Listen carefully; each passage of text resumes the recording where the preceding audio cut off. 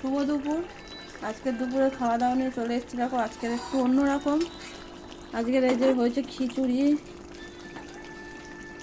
আজকের হয়েছে এই গরম গরম খিচুড়ি বেড়ে নিচ্ছি। আজকে খিচুড়ি ঠিক হয়েছে, একটু পাতলা পাতলা হলে বেশ ভালো লাগে আমার। খিচুড়ি। আর এটা হয়েছে পনির দিয়ে, আলু দিয়ে, ফুলকপি দিয়ে একটা নিরামিষ তরকারি। আর আছে বেগুন ভাজা। এই যে আছে বেগুন ভাজা, পাঁপড় এখনো ভাজা হয়নি, ভাজা হবে। আজকে এটাই খাওয়া দাওয়া আমাদের। হাতে এনে দেবো, তুলবো চলো। বন্ধ করতে তাহলে।